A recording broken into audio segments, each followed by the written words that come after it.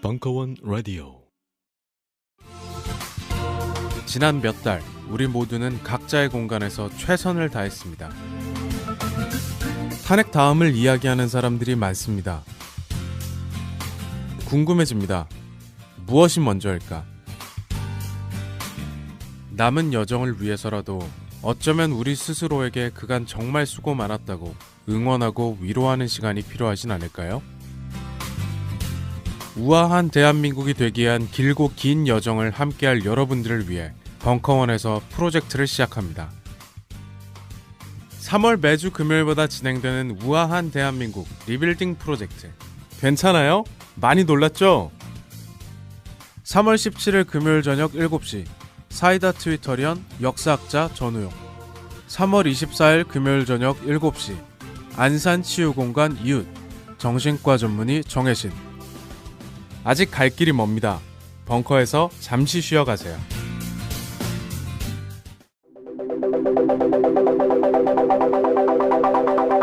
안녕하십니까. 대중문화평론가 강헌입니다. 인간 정신의 온갖 나태함에도 불구하고 문화는 진보한다. 계몽주의 지식인 볼테르의 말입니다. IMF 이후 붕괴된 대한민국의 문화산업, 그리고 한류의 극적인 성장, 촛불 집회로 대변되는 문화 정치학, 그리고 되살아난 블랙리스트의 망령. 앞으로 펼쳐질 찬란한 한국 대중문화의 미래를 소망하면서 90년대부터 지금까지 우리가 겪어온 대중문화사의 사건들을 되짚어봅니다. 다이나믹 코리아의 종횡무진 대중문화사, 이식의 으름장과 독립의 몸부림 사이, 마지막 시즌4를 시작합니다. 강원의 대중문화사 시즌4 오빵 강남 스타일. 한국 대중문화 글로벌 스탠더드로 진입하다.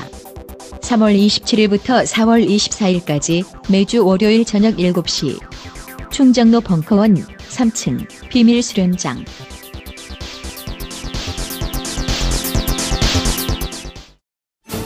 정윤수 사부의 스포츠와 예술로 떠나는 유럽 도시 여행. 그 5번째, 6번째 도시. 빈과 바르셀로나. 2017년 2월 14일 강연. 일부. 네, 안녕하세요. 정윤수입니다.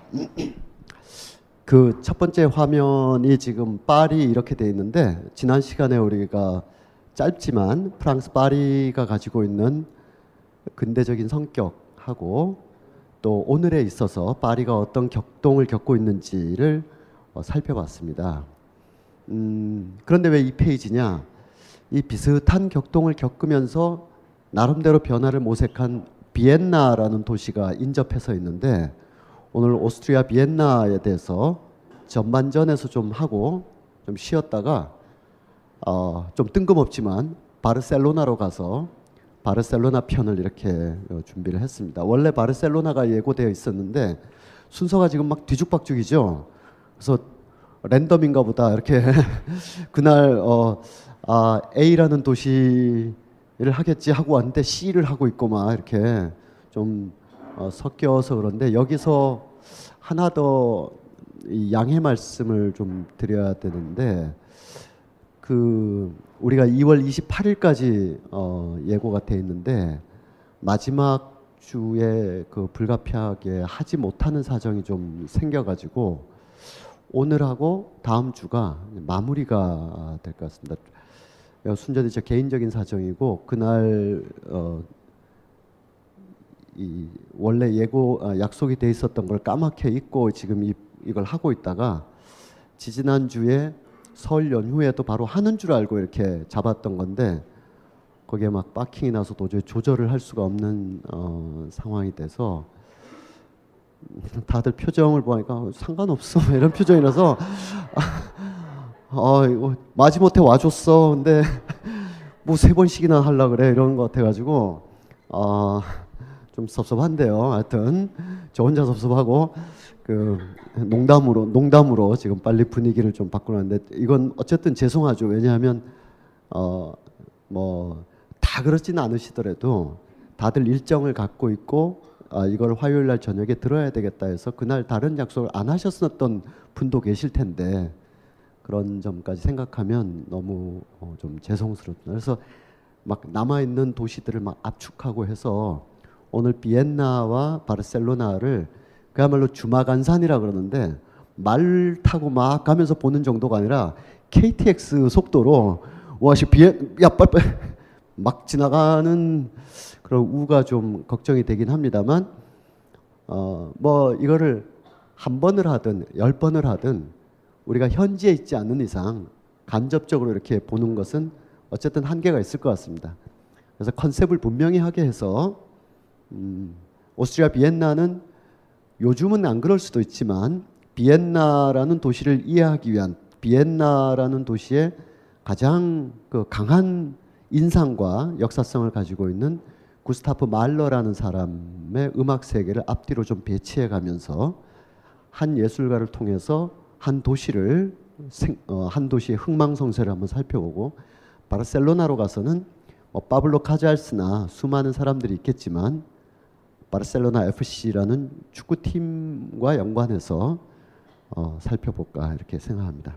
자, 지난 시간을 약간 복기해 보면 어수선하고 복잡했던 프랑스 파리라는 도시가 어쨌든 1850~60년대 획기적인 도시 변천 과정, 직선화, 중세형 성체 도시가 아니라 근대적인 교통과 인적, 물적 자원들의 원활한 활발한 그런 물류를 대대적으로 개편하고 도시, 근대적 도시에 필요한 행정적인 요소, 치안적인 요소, 위생적인 요소 이런 것들을 급변할 수밖에 없는 시대적 요청 더하기 파리 제2제정의 나폴레옹 3세라는 사람의 중앙 집권적 왕권 강화의 어떤 그 도시적인 시각화 뭐 이런 요소들이 막 결합되면서 이와 같은 파리가 탄생했다라고 말씀을 드렸습니다.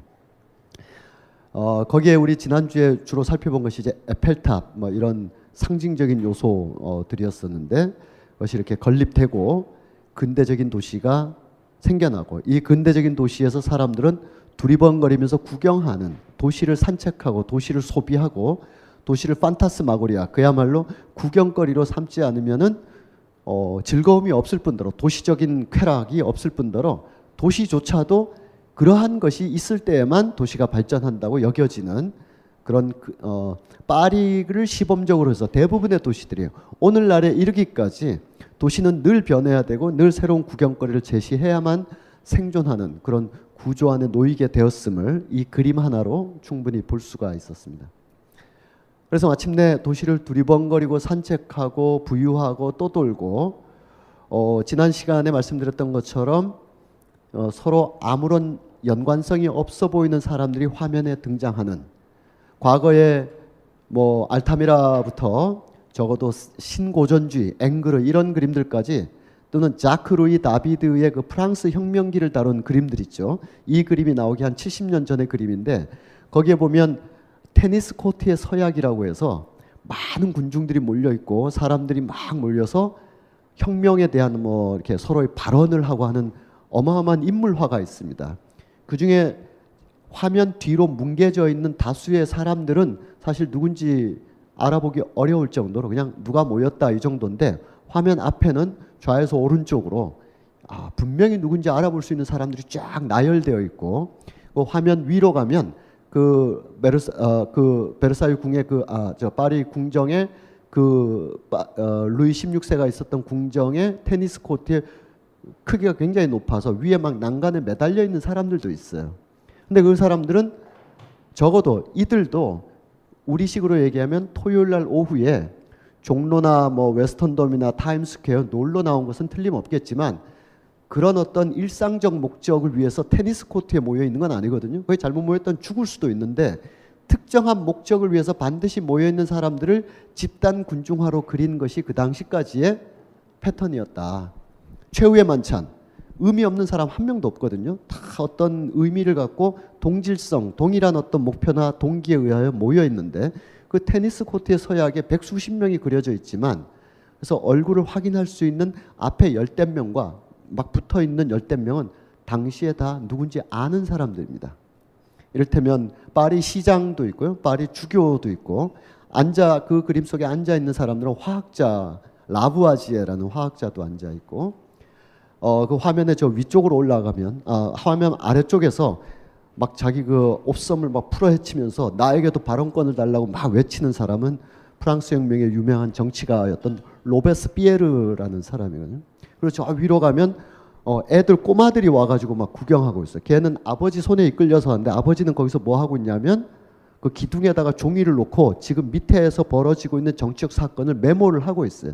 아버지 손에 끌려온 애들인데, 이 아버지인가 하여튼 이 사람은 누구냐 하면 예전에 그 김영하라는 소설가가 있으신데 그분의 초기작 중에 나는 나를 파괴할 권리가 있다라는 소설이 있었고, 그 소설 표지가 어떤 사람이 욕조에서 죽어서 이렇게 있는 유명한 그림이 있죠. 그 그림이 누구냐 하면 바로 그 자크 루이 다비드가 그렸던 프랑스 혁명기의 중요 인물 장폴 마라라는 사람이거든요. 그 장폴 마라가 그때까지는 저널리스트였기 때문에 밑에 못 가는 거고 저 위에서 현장을 막 기록하고 있는 거예요. 그러니까 70년 전까지의 그림만 해도 어떠한 사람들이 왜 모여 있는지, 메두사호의 그 비참한 죽음을 다룬 그림도 하나 있어요. 1820년경에 사람들이 풍랑을 맞아가지고 배가 전복이 됐고 거기서 뗏목을 간신히 구해서 사람들이 엉겨 붙어가지고 겨우 며칠 날을 헤매면서 살아남은 실제 사건이 벌어졌었죠. 이 사건을 가지고 집단 군중화를 이 화가가 그렸는데, 이 화가가 막 그리면서 사람들을 이렇게 포개놓고 막 그러지만 이 사람들 다 그 생존자들이에요. 보름 가까이 대양을 헤매다가 살아남은 사람들인데, 뭐 좀 딴 얘기지만 여러 질문과 신문 과정에서 어떻게 해서 살아남았냐, 뭘 먹고 살아남았냐 했을 때 모두가 침묵을 했던 그런 사람들이에요.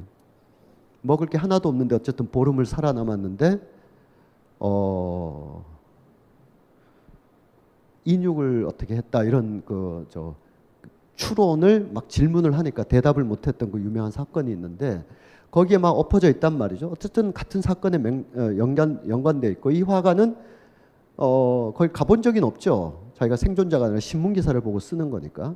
그러니까 이거를 어떻게 좀 표현을 해야 되겠는데 자기를 따르는 후배나 제자들을 화실에 다 모아놓고 포개놓죠. 포개놔가지고 야 똑바로 누워있어 해서 막 그렸는데, 그때 포개져 있었던 사람이 누구냐 하면 그 선배 형네 그 그림 그린다고 해서 형 요즘 뭐해 해서 왔다가 야 너도 엎어져 있어 해서 엎어져 있던 사람이 들라크루아라는 사람이에요. 이 들라크루아가 바로 이 그림의 영향을 받아서 10여 년 후에 1830년대에 우리가 너무나 잘 아는, 그리고 지난주에도 한번 봤었던 민중을 이끄는 자유의 여신이라는 프랑스 혁명의 유명한 그림 있지 않습니까? 그걸 할 때 그 그림을 그대로 좀 가져와서 이렇게 배치를 하고 그랬죠. 어쨌든 이런 다양한 이야기들, 베르메리의 델프트라는 네덜란드의 작은 마을에서 벌어지는 이야기들 다 아는 사람들이에요. 서로 연관이 있어요. 서로 연관 없는 사람들이 화면에 처음 등장하는 무관한 사람들이 지금 다 무관한 사람들이고, 도시의 익명성을 적나라하게 보여주는 1870년대 작품입니다. 이런 작품은 사진의 영향을 받아서 화면을 굉장히 자유롭게 뽀개서 인물들이 마치 스냅 사진을 찍었을 때 거리의 클라우드, 군중을 우리가 통제하지 못하는 것처럼 충분히 통제가 가능한 화가도 일부러 통제 안 된 것처럼 그리기 시작했다. 사진과 회화가 이제 막 경쟁하고 서로 영향을 주고받는, 이게 19세기 말의 과정이었고, 이 과정을 거치면서 익명성이라는 것에 대한 도시 문화의 강조나 재평가가 이루어지기 시작해요. 오늘날의 익명성은 조금 안 좋은 뜻으로 많이 쓰이지만 19세기 중후반에 익명성이 없었다면 도시에 그토록 많은 사람들이 모여들었겠는가. 그리고 익명성, 찰나, 한순간의 만남과 스침도 어쩌면 폐쇄적인 지옥일 수도 있는 마을 공동체보다 훨씬 더 애틋하고 아련한 인간적 관계나 사랑을 남겨준다라는 유명한 시가 보들레르의 이 시라고 할 수가 있겠습니다. 번역은 뭐 여러 번역들이 있는데 다른 번역, 제가 불어를 몰라서 다른 번역이 저로서는 더 오래전부터 읽어와서 그게 좀 더 이렇게 기억에 오래돼서 그런지 익숙한데 황현산 선생님의 번역을 여기다 놨습니다. 뭐 누가 잘했다 못했다가 아니라 이렇게도 번역할 수 있구나. 더 나은 번역이라는 평가도 많고요. 자, 파리의 길거리는 온통 소음이 막 이러는. 그런데 갑자기 장중한 고통에 쌓여 있는 어떤 여인이 싹 지나가는데 막 그냥 지나가면 지나갈 것이지 치맛자락을 막 살풋이 들고 막 지나가서 그걸로 이미 마음의 어떤 그 스파크가 일어난 거예요. 얼을 빼는 감미로움, 애를 태우는 쾌락을 느꼈다. 한 줄기 번갯불과도 같은. 그러나 그 다음 뭐 쫓아가서 전번 따고 이러는 건 좀 그렇잖아요. 그냥 그런가 보다 하고 사는 게 도시지 뭐 줄줄거리 돌아다니고 말이야 명함 주고 이건 뭐 인간으로서 할 수 없는 행동이죠. 이분도 그러셨나 봐요. 그냥 한순간 그렇게 보고 마는 것이죠. 영원에서 밖에는 이 한순간이 영원이 돼서 그 영원이라는 밀봉된 시간 안에서만 그대를 볼 뿐 그냥 한순간 종적 없이 다 사라지고 그대가 간 곳을 나도 모르고 내가 가는 곳을 그대 또한 알지 못하니 그러나 우리는 그 한순간 나는 사랑했었다. 이런 시가 있어요. 이게 한편으로는 연애시, 잘 쓰여진 연애시일 수도 있지만 이것이 모두가 서로 한두 다리만 건너면 다 아는 관계에 있는 중세적인 마을 공동체에서는 있을 수 없는 일이죠. 이건 도시에서만 누가 누군지 모르는 서로 잘 모르는 이런 풍경에서만 나올 수 있는 시가 돼요. 이 이후의 감수성 오늘날에도 오늘 혹시 지하철이나 버스 타고 오시면서 애를 태우는 감미로움 뭐 이런 거 없으셨나요? 만약 있었다 치더라도 어떡하겠어요? 쫓아가요? 그러지 않잖아요. 그냥 그렇게 또 이 도시의 기나긴 순간들이 영화 필름처럼 사라지면서 하루하루가 있는 거죠. 그러면서 인간의 욕망의 발견 또는 재발견이라는 말을 쓸 수가 있습니다. 여기서 욕망, 뭐 발견 이러면 일단 남녀 간의 어떤 사랑의 감정을 먼저 떠올릴 수가 있겠지만 그것뿐만 아니라 다양한 뭐 부나 사회적 명예나 우리가 뭔가 갈망하는 좀 더 본능에 가까운 뭐 먹는 것, 잠자고 싶은 것뿐만 아니라 사회적인 행위를 통해서 얻을 수 있고자 하는 모든 것들을 총칭하여 욕망이라고 하면 그것을 표현하는 것. 그러니까 인간이 갑자기 없던 욕망이 알게 된 게 아니라 이전에도 있었지만 이전과는 다르게 표현되기 시작했다. 어떻게? 보다 더 직접적으로 표현되기 시작했다. 이 과거의 그 중세 이전까지의 욕망이라고 하면 내가 있으면 내가 알고 싶고 도달하고 싶고 하는 것은 뭐 다른 일상이 없었겠습니까마는 일상도 있지만 일상보다 가장 중요하고 또 일상에 깊은 영향을 미친다는 차원에서 최종 심급으로서의 욕망은 종교적인 숭고한 어떤 가치였을 겁니다. 내 삶이 죽어서 천당을 갈 수, 꼭 천당이라는 표현은 좀 그렇지만 구원받는, 축복받는 종교적인 어떤 규율에 의하여 내 삶이 제대로 평가되는 그런 삶을 내가 살아갈 수 있을까라는 기준 아래서 일상의 자잘한 삶의 욕망들을 해 나갔겠죠. 이 숭고한 욕망은 너무나 숭고하고 때로는 살아있는 동안 느낄 수가 없기 때문에 그 욕망을 꿈꾸는 사람들 사이의 관계가 굉장히 가깝습니다. 다시 말씀드리면 내가 어떤 것을 욕망한다고 하면 진공 상태에서 갑자기 물론 배고프다 밥 먹어야지 졸립다 자야지 이런 거는 제외해놓고 사회적 행위를 통해서 얻고자 하는 욕망은 반드시 경쟁자 내지는 촉진자, 유발자, 커뮤니케이터가 존재하게 되죠. 너라는 존재. 그래서 나와 너가 서로 협력도 하고 긴장도 하고 때로는 싸움도 해가면서 어떤 욕망을 알게 되고 도달해가는 과정이 이제 있는데 이 프레임을 만약에 이 친구가 너가 없다면 이 욕망이 이쯤에 있을 겁니다. 쉽게 차지할 수 있거나 만약에 뭐 우리 다 안 해봤지만 전교 1등이라고 치면 전교 2등이나 3등이 없으면 경쟁자 없으면 전교 1등이 여기에 도달하는 거 쉽겠죠. 그래서 이 욕망은 이쯤에 있을 텐데 경쟁자가 있으니까 서로 막 밤새고 막 해가면서 여기에 도달하기가 어려운 거죠. 그래서 얘로서는 얘가 굉장히 싫고 밉지만 얘가 없으면 얘가 여기까지 못 올라가거나 자기 욕망을 못 알게 되는 거죠. 그래서 서로 막 이렇게 그것이 이렇게 일상 공간이나 가까운 친교 공간에서는 큰 무리가 없지만 서로 적대하는 세력 간의 어떤 그 유무형의 폭력을 수반하게 되는 사회적 갈등이나 전쟁에서는 이게 굉장한 충격과 문제를 가지고 오게 되고 작게는 투쟁, 크게는 전쟁까지 이제 이루어지게 되죠. 다시 이게 좁혀보면 하여튼 중세전의 목적은 너무나 숭고했기 때문에 나도 잘 모르고 너도 잘 모르고 우리 같이 기도하자 뭐 이런 차원이라고 할 수가 있겠습니다. 그리고 1400년대 중엽에 15세기 중엽에 구텐베르크가 인쇄술을 확장, 금속활자를 확장하기 전 단계에서는 이 종교적인 것을 일상적으로 읽고 논의하고 이렇게 할 수 있는 층이 매우 제한되어 있었기 때문에 그 풀에, 그 엘리트, 종교 엘리트 풀에 속하지 않는 일반 사람들로서는 이 숭고한 욕망에 도달하는 과정이 서로 협력하고 기도하고 마음을 나누는 것에 가까웠죠. 근대로 오면 어떻게 되냐면 그 욕망이 죽어서 어딜 간다, 구원한다 이렇게 아주 창대한 것보다는 내가 도시에 나가서 큰 돈을 번다라든지 신분 상승을 할 수 있는 어떤 강한 에토스를 갖게 됩니다. 그렇게 될 때는 점점 가까이 앉아서 기도하던 그 사이가 멀어져요. 마치 지하철에 자리 하나 놨는데 둘이 쓱 쳐다보는 것처럼 쭉 멀어지게 되죠. 아까 두 가지 이유로 종교적인 힘이 압도적이었다, 문맹자가 많았다, 활자 나오기 전에 교양 교육이 없었다 등등 때문에 이때를 지배했던 예술 양식은 주로 시였습니다. 시.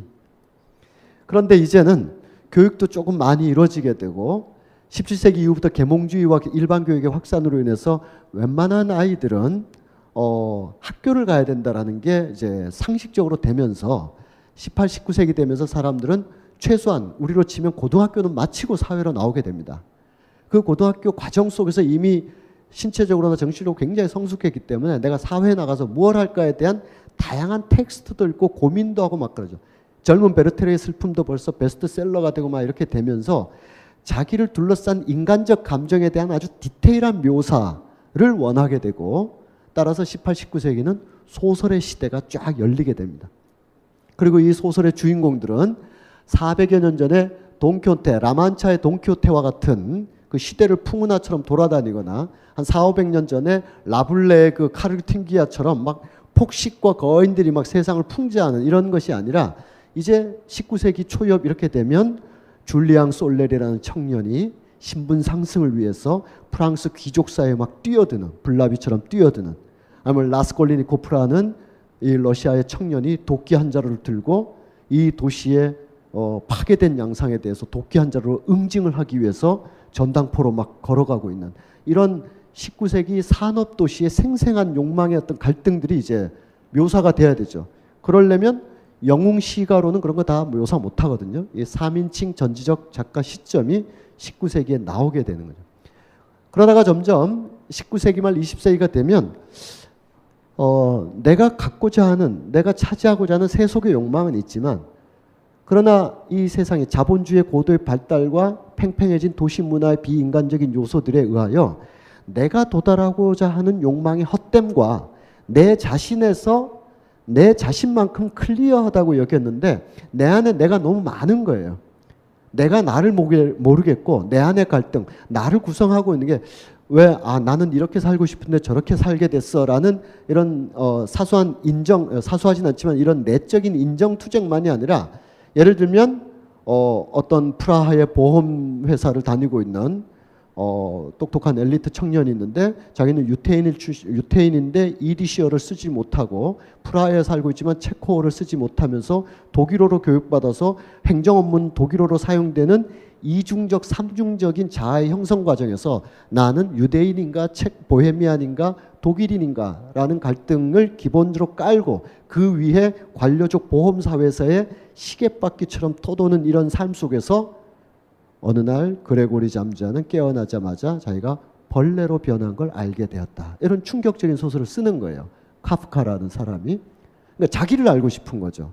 그러니까 내 꿈은 뭐지? 언제는 나 이런 막연한 어떤 에세이적 자기가 아니라 여러 사회적 역사적 갈등이 뒤범벅돼 있어서 개인의 정체성을 국가적인 민족주의적인 규정만으로는 해낼 수가 없고 인종적이고 문화적이고 가족 문화적인 여러 요소를 다양하게 보면 내 안에 너무 많은 내가 있어서 얘와 얘가 싸우고 있지 나를 갈등하게 하고 긴장하게 하는 the other, 타자는 너는 외부에 있는 게 아니라 내 안에 있다는 걸 점점 알게 되는 과정을 거치게 됩니다.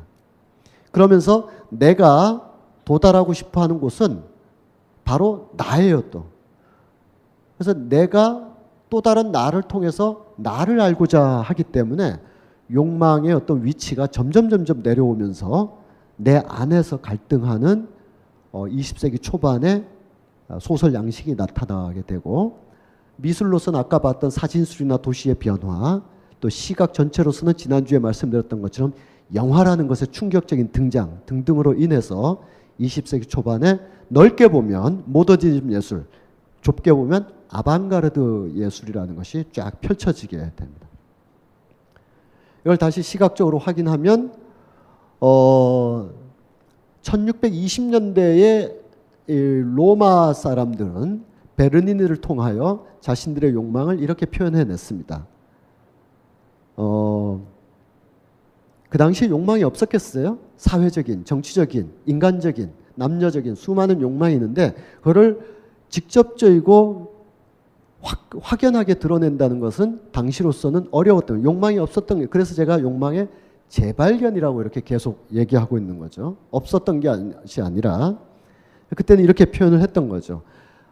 신성성을 거스르지 않고 종교적인 어떤 광의로운 순간들을 표현하되 그 종교적인 어떤 표면적인 목적과 신성성을 해치지 않으면서 인간이 느낄 수 있는 강렬한 어떤 감정 상태를 동시에 표현하는 것까지 와 있는 것이 바로 그 시대의 베르니니라는 사람의 작품이라고 할 수가 있겠습니다. 그런데 한 250년쯤 지나서 19세기 중엽의 화가들로서는 이렇게 어떤 성경 속의 이야기나 성서의 위인들, 신화의 이야기, 제우스의 무슨 납치 막 이런 것을 통해서 인간이 겪게 되는 희노애락, 애호욕의 감정을 표현할 필요가 없이 이젠 직접적으로 표현하는 거죠. 굳이 다른 대상물을 통해서 표현한다기보다는 내가 나를 혹은 뭐 서로가 서로 인간적인 어떤 표정과 이런 걸 통해서 자기 자신을 보고자 하는 모습. 그래서 이 베르니니의 이 조각 작품이나 제 생각에는 뭐 여러 근거를 더 제시해야 되겠지만 시간 관계상 베르니니의 이 조각 작품이나 이 조각 프랭크 딕시라는 사람의 이 회화 작품은 사실은 스스로의 내면, 스스로의 어떤 인지적 성향을 들여다보고 하고 표현하고 재현하고 싶어하는 바로크 시대와 이 인상파 시대의 서로 다름인 것이지 내적인 본질은 동일하다. 이건 종교 작품이고 이건 세속 작품이다. 이렇게 봐서는 곤란하다. 분류나 그렇게 할 수 있는 것이지 이 안에 깔려 있는 내용은 각 표현의 방식만 다를 뿐 당대인들마다 저마다의 이 사회적 욕망의 표현 방식의 다름일 뿐이다. 이렇게 봅니다.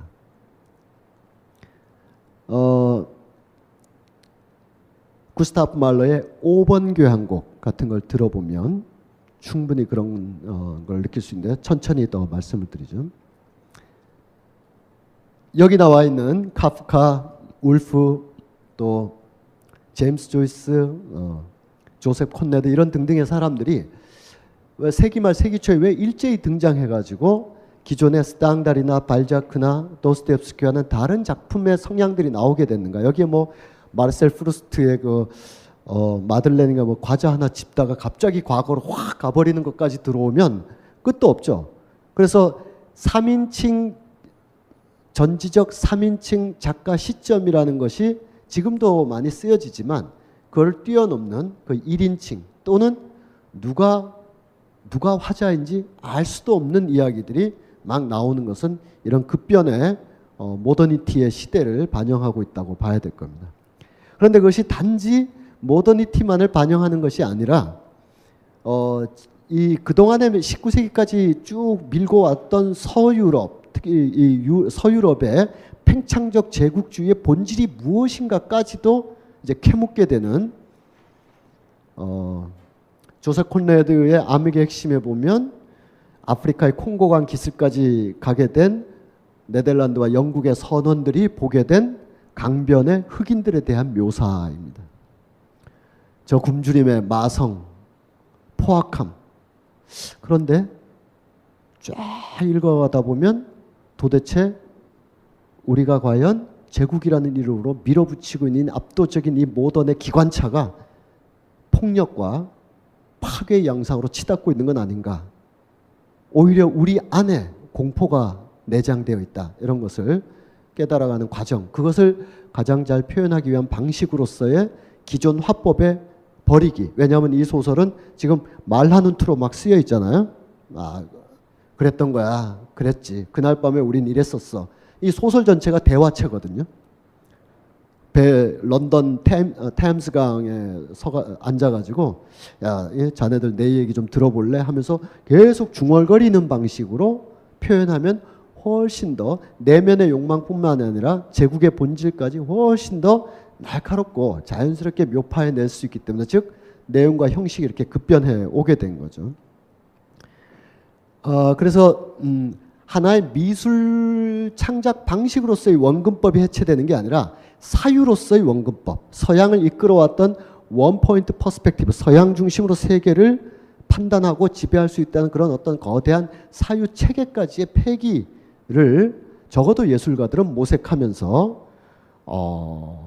정물화, 스틸 라이프에서의 정교한 사물 배치를 막 헝클어트리면서까지, 지금 과일들이 이렇게 실제 세계에는 이렇게 있을 수 없죠. 다 쏟아져 내려야 되는데 사물의 이면, 이 달의 이면을 보고자 하는, 또는 재현할 수는 없는 것인가. 원근법을 버리면 가능할 텐데, 또는 한 8,000km 정도 떨어져 있는 저 동아시아에 갔던 사람들이 모아오고 수집해온 일본 판화, 일본 세속화를 그대로 가져와서 자기도 한번 실험해보는 반 고흐의 이 별이 빛나는 밤에라는 작품. 즉 오른쪽을 보고 왼쪽에다가 뭐 표절 이런 거 아니고요. 이게 막 실험하고 이런 식으로도 세상을 볼 수가 있는 거구나 라고 표현해내고자 하는 노력들. 그러니까 뭐 동시에 다 봐야 되겠죠. 고호하면 목회자의 길로 갔고 탄광 가장 밑바닥까지 갔었고, 고호가 초기에 그랬던 목탄 하나 이런 거 보면 막 광부들의 막 일그러진 헝클어진 감자 먹는 사람들 이런 거 보면 막 최저선, 삶의 최저선까지 내려갔던 사람이죠. 그리고 서른이 넘으면서 자기 화풍을 찾아내려고 했고, 다 아시는 대로 뭐 귀를 잘랐다 뭐 이런 등등. 그리고 돈벌이가 시원찮아서 태호한테 맨날 좀 붙여라 이런 것으로도 고호가 얼마나 참 힘겹게 그렇게 살았을까, 이렇게 애틋하게 볼 수도 있어요. 그렇지만 그렇게만 보면 고호는 아무것도 안 하고 화면만 쳐다보고 귀 아파 그러면서 계속 그림만 그렸냐, 그게 아니라 토론하고 연구하고 자료 찾고 이 세상을 이런 식으로도 묘사할 수 있는 거구나라고 양식적인 모색을 하고, 이런 어떤 것까지도 우리가 고흐를 동시에 봐야 되는 거지. 이게 저 알코올 도수 한 70도 되나요? 그 앱상트 맨날 마시다가 결투하다가 죽어간 사람, 이렇게만 보면 고흐한테는 너무 미안한 거죠. 고흐는 이런 수많은 자료들을 바탕으로 해서 그러면 서구가 그동안에 해왔던 묘사 방식을 한번 버리고 과감하게 색과 면을 휙휙 그어볼까? 이게 긋다 보면 이게 한 20년쯤 지나면 한편은 직접적이진 않지만 한편은 결국 몬드리안 방식으로도 가고요. 이거 잘라서 보면 몬드리안 아니에요? 또 어떤 부분을 이렇게 가져가면 칸딘스키로도 가고 막 가는 거예요. 그래서 이 무슨 저녁 한나절에 뭐 카페 풍경을 묘사한 것으로도 우리는 아름답지만 세기 말 세기 초의 격렬한 어떤 자기 모색들이 미술 안에서 벌어지는, 아예 서유럽을 떠나가는 것도 있고, 지난주 말씀드렸던 것처럼 산악 지역에서 역시 일본의 이런 화풍을 보면서 바다를 꼭 가서 바다의 외적인 묘사가 아니라 바다의 내적인 어떤, 바다라고 했을 때의 본질, 그 흉포함, 강렬함을 마치 타일화 그리듯이 벽지화 그리듯이 그려내는 일본 것을 보면서 그렇다면 나도 음악을 그렇게 해도 되지 않겠느냐라고 하는 드뷔시를 보고 있습니다. 구스타프 말러라는 음악가의 교향곡을 대체로 미완성인 10번까지 포함해서 10개 정도로 잡고 있는데 하나 더 있다라는 의견이 있어요. 그게 대지의 노래라는 작품인데 대지의 노래는 가곡집으로 6개의 노래로 되어 있는데 5개는 한 6분, 7분 정도 해요. 그리고 마지막 6번째 가곡은 35분 동안 불러요. 독창 가곡인데 1절을 한 10분 부르고 2절 한 10분 부르고 중간에 간주를 한 10분 하는 거대한 가곡이에요. 그 가곡집입니다. 지금 이게 Das Lied von der Erde, 대지의 노래라는 이 대지의 노래의 텍스트가 뭐냐? 바로 이쪽에 이렇게 묘사되어 있는 것처럼 중국 당나라 시대 시인들의 작품입니다. 이백, 왕유, 유종원 이런 사람들의 이 자기 온몸을 정치 현실에 던졌다가 완전히 파탄나서 이렇게 세상에서 떠밀려 나와서 초야에 그냥 몸을 버린 채 거기서 술로 의탁하며 야 세상이 날 안 버린다면 내가 세상을 버린다 이런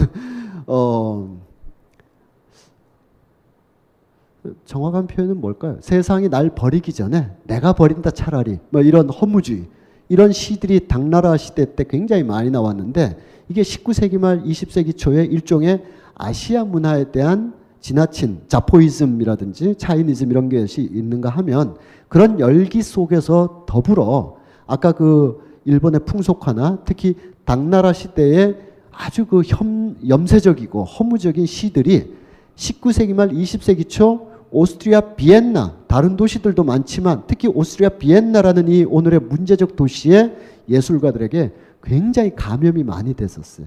이 말러의 그런 비참한 극단의 그런 허무주의가 예술 혹은 한 도시를 볼 때는 그 사람들이 가지고 있는 개별적인 경험들로도 비참한 어떤 본질이 보일 수가 있지만 크게 보면 결국 사람들은 특정한 시공간 속에서 살아가는 거기 때문에 본질은 똑같죠. 실존적 고뇌라는 말이 있는데 그냥 아는 너무나 근원적인 우리가 저 실존주의 철학자들의 묘사처럼 우리가 이 세상에 내던져진 존재, 부조리한 상황에 갑자기 툭 내던져진 존재란 말이에요. 근데 이거를 나는 엄마 아빠를 선택도 못하고 갑자기 어느 날 헬조선에 태어나라 해서 휙 세상에 나왔네 이런 생물학적인 얘기가 아닙니다. 그런 것이 아니고 인간은 뭐 그런 우연적으로 여기저기서 태어나는 것까지 다 철학적으로 규명한다면은 철학이 지나치게 할 일 없이 많이 얘기를 하는 거죠. 사람은 여기저기서 비유하자면 신의 의도에 따라 뭐 덴마크나 네덜란드에서 태어날 사람도 필요하지만 헬조선에도 좀 태어나 줘야 되거든요. 그래서 우연히 태어나는 거죠. 그래서 살아가는데 우리가 나와 사회적 관계를 의식하고 좀 더 의식 있는 인간으로서 성장해 나가는 과정 속에서 이 세상이 가지고 있는 허위의식이나 물질주의나 아니면 가치의 전도의 부조리한 상황에 내가 이제 점점 내던져진다는 거예요.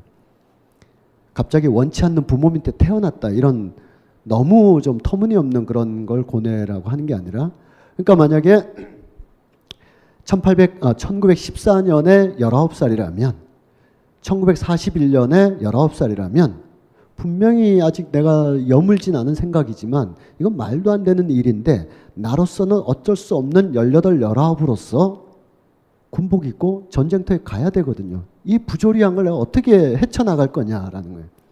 이런 사회적 상황의 부조리함과 나의 실존적인 감각들 이걸 얘기하는 거죠. 그러니까 이 말러의 이런 염세적인 것도 어쩌면 말러 개인의 무슨 뭐 사생활 여러 가지가 있지만 아이들이 먼저 뭐 애통하게도 먼저 죽었다든지 사랑하는 아내가 뭐 친구가 생겼다든지 그리고 자기가 유태인이라서 함부르크나 미넨에선 너무나 많은 평가를 받았지만 오스트리아 비엔나라는 우리가 한편으론 좋아하고 동경하는 이 도시가 사실은 매우 잔인한 인종주의의 온상이거든요. 비엔나가. 지금도 그렇고요. 여기에 유태인으로서 최고의 음악적 실력을 갖고 있지만 오스트리아 비엔나의 국립 오페라단의 음악 감독이 되려면 모든 칸을 채울 수 있어요. 지원 서류에. 맨 한 칸이 남아있는 거죠. 여기를 못 쓰겠는 거예요. 종교. 차라리 불교나 남녀 호랑개교를 쓰면 되겠는데 유대교라고 써야 되는데 그러면 이제 그래서 말러는 카톨릭으로 개종을 하게 되죠. 자기는 그런 교리상의 어떤 차이가 굉장히 심각하게 있겠지만 말러로서는 그걸 크게 안 여겼고 그리고 오히려 음악의 표현들을 보면 무신론자에 가까운 사람이었는데 빈칸 채워야 되거든요. 빈칸을 개종을 하고 미사 세례 미사를 보고 바꿔서 비엔나에 입성을 해야 됐던 그런 비엔나만의 독특한 시대적 상황이 이러한 어떤 음악을 만들어냈다. 그러면 비엔나가 어땠길래? 비엔나의 역사, 오스트리아 비엔나 그러면 지금 요만한 나라인데 영세 중립국 해서 우리 옛날에 세상 물정 잘 모르고 그럴 때는 우리 또 사회 선생님이나 이런 분들께서 우리는 중립국을 선포해가지고 스위스나 오스트리아처럼 중립국이 되면 남북 관계의 4대 열강소 요소가 살아남는 길이야 막 이런 말씀도 듣고 했는데 그럼 우리는 언제 중립국 되나 막 그런 생각도 하고 그랬는데 이게 꼭 그런 건 아닐 것 같고 또 오스트리아와 스위스가 다르고 오스트리아가 중립국 된 건 또 다른 문제죠. 스위스는 차라리 그럴 수 있다고 봐요. 크게 강하지 않았고 약했고. 그러나 오스트리아는 오래된 하브스부르크 왕가가 600년가량을 다스리다가 1차 세계대전과 더불어 왕가가 폐위되면서 제국도 절단나면서 니들 무슨 제국 그런 헛소리 하지 말고 중립국 또는 영세중립 조그맣게 지리가 이렇게 제약이 돼버린 겁니다. 여러 가지 얘기가 써있지만 쌍두독수리 이때는 이제 19세기 내외의 일로 오스트리아 헝가리 이중제국이라 그랬어요. 한편으로 오스트리아와 연관되어 있는 수많은 이 합스부르크 오스트리아 대제국의 가장 전성기 시절을 1780년경에 마리아 테레지아라는 여자 황제가 계셨는데 여왕 그분이 그 옛날에 베르사유의 장미라는 수업 시간 때 밑에서 이렇게 몰려보는 만화책에 보면 굉장히 후덕하고 인자한 할머니처럼 나오는 분이 있었어요. 그분이 이제 그 마리 앙뚜아네트의 할머니가 되시는 분인데 이 마리아 테레지아 여왕이 만약에 저기서 지금 의전 때문에 들어오고 계시다. 그러면 대통령께서 입장하십니다. 라든지 이렇게 말을 해야 되잖아요. 그럼 저 사람은 저 운동장에서 올 때부터 읽어야 돼요. 네덜란드 뭐뭐의 병경 120이며 에스파니아 왕손의 뭐시며 계속 읽는 통치하는 나라들의 이름들입니다. 프랑스, 프로이센, 러시아, 남이탈리아, 저 멀리 있는 스페인이나 포르투갈, 섬나라 영국을 제외한 유럽의 모든 땅들은 나라들은 대개 다 일제가 조선을 지배하는 듯한 제국 식민의 관계는 아니지만 결국은 오스트리아 합스부르크 제국 밑에 있다 우리가. 그거 인정해 안 해? 인정하면 놔두고 안 인정하면 전쟁하고 하는 그런 관계였었습니다. 지금의 오스트리아 국경은 당대 그 마리아 테레지아 시절에 100분의 1 정도 되는 거죠. 저 덴마크까지 거기에 다들 왕들이 있지만 이 왕들이 떠받드는 황제는 오스트리아 왕이었던 거죠. 마치 중국에 천자가 있고 제후의 나라들이 조선까지 포함해서 막 있었던 중국인의 입장에서 보면 그랬던 오스트리아가 이제 프로이센이 그 틀을 깨기 시작하고 프랑스가 막 균열을 내고 하면서 두 차례의 전쟁, 스페인 왕위 계승 전쟁, 스페인의 왕을 예로 하겠다. 이걸 반대하는 프로이센. 그래, 우리 한번 전쟁하자. 스페인 왕위 계승을 놓고 오스트리아와 프로이센이 전쟁을 1760년경에 막 하고 나중에는 어떻게 돼요? 1860년경에 또 한 번 더 전쟁을 하고 그러면서 축소되어가는 그렇지만 다 떼어내고 우리가 아는 유럽의 작은 도시들 만토바 공국 다 떼어내고 결국 하나 남은 거예요. 그래서 그 하나만 가지고 오스트리아 헝가리 이중 제국이라는 시대가 최후의 시대였어요. 그 최후의 시대 때 이제 말러라는 음악가가 비엔나로 터덕터덕 들어오고 있었습니다. 비엔나 옛날 풍경이고요. 이런 거는 그냥 생략. 슈테판 성당, 모차르트가 여기서 이제 결혼식을 올렸다고 하는, 모차르트 뿐이겠어요? 뭐 당대 벌렬들은 다 여기서 그랬겠죠. 호프부르크 왕궁, 이게 지금은 오스트리아 그래도 그 대통령제로 되어 있는데 대통령 집무실 시내 쪽에 있고, 시에서 좀 완전히 벗어나는 건 아니지만 쉔브론 궁전, 이건 이제 역대 하브스부르크 왕가의 이제 많은 유허들이 남아 있는 거죠. 방이 뭐 1200개인가 뭐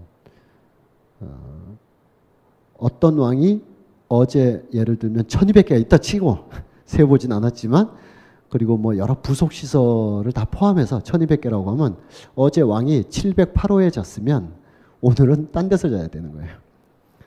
뭐 602호 같은 거.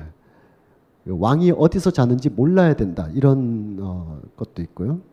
또 전임 왕들이 쓰던 시설은 안 쓰고 거기에 건물을 잇대거나 뒤로 증축해 가면서 신임 왕이 쓰고, 뭐 그게 뭐 5년 단임제 이게 아니라 한 왕이 하면 웬만하면 20년 이상씩 하니까 그 뭐 그럴 수 있다고. 그러면서 확대되고 커진 쉔브론 궁전,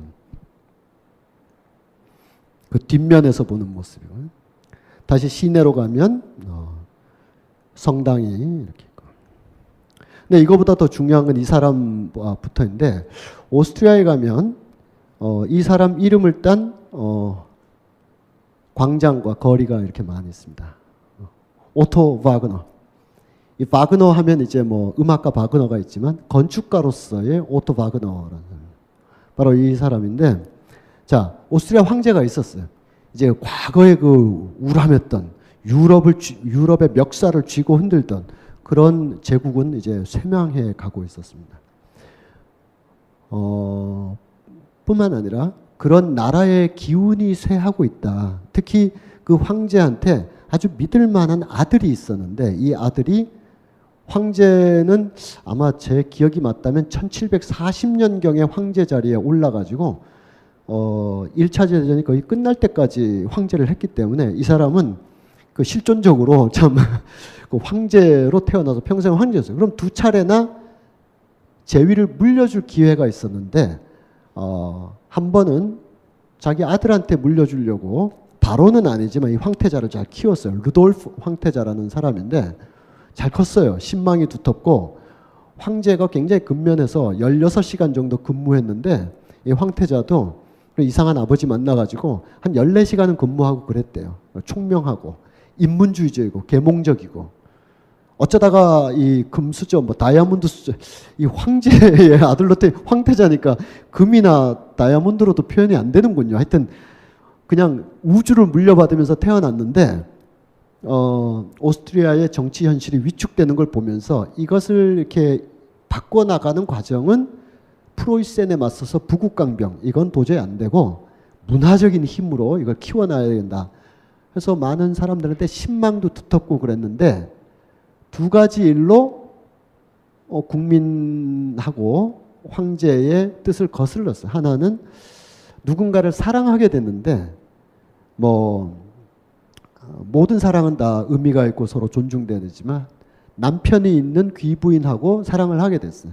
그게 이제 알려지고 그러면서, 아니 황태자하고 아직 젊고 장가도 안 갔는데 어떤 귀족 공작의 부인과 이제 소문이 난 거죠.